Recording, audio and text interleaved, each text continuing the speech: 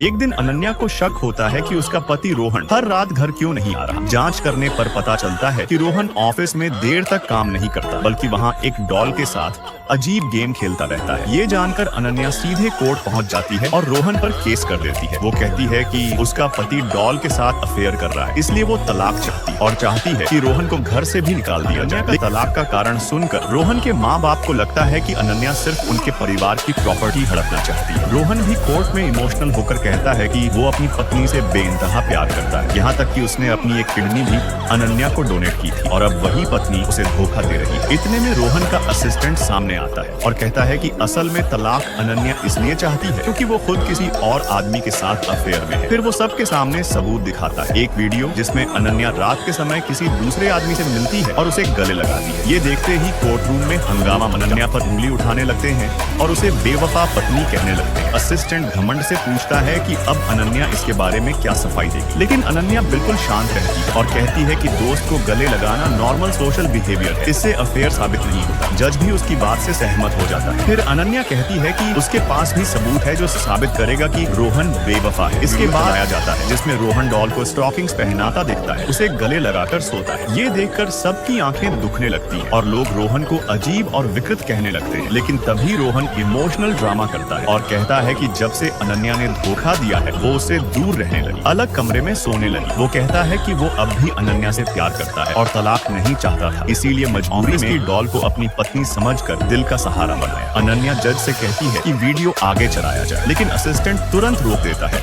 और आरोप लगाता है कि ये वीडियो चोरी छिपे रिकॉर्ड किया गया है और ये प्राइवेसी का उल्लंघन है। अनन्या जवाब देती है कि ऑफिस के कैमरे खुद रोहन ने लगवाए थे, उसने कोई चोरी नहीं की। फिर असिस्टेंट दोबारा याद दिलाता है कि रोहन ने अनन्या को इतना एहसान फरामोश होकर ऐसे वीडियो दिखाकर उसकी बेइज्जती नहीं कर सकती। अब लोग रोहन पर तरस खाने लगते हैं। उन्हें लगता है कि डॉल के साथ खेलना बस एक अजीब शौक है, इससे अफेयर साबित नहीं होता। धीरे धीरे माहौल फिर से अनन्या के खिलाफ हो जाता है। असिस्टेंट आगे खुलासा करता है कि शादी के 3 सालों में रोहन ने अनन्या पर सब कुछ लुटा दिया, जबकि अनन्या में पत्नी होने का कोई। सास ससुर भी अनन्या को लालची और एहसान फरामोश बताते हैं। वो कहते हैं कि सिर्फ प्रॉपर्टी हथियाने के लिए अनन्या ने ऐसे वीडियो दिखाकर रोहन की बदनामी की है और वो उसे जेल भिजवाकर ही दम देंगे। पूरा माहौल एक बार फिर रोहन के पक्ष में हो जाता है, लेकिन तभी किसी की नजर वीडियो के एक सीन पर जाती है। डॉल हिल रही होती है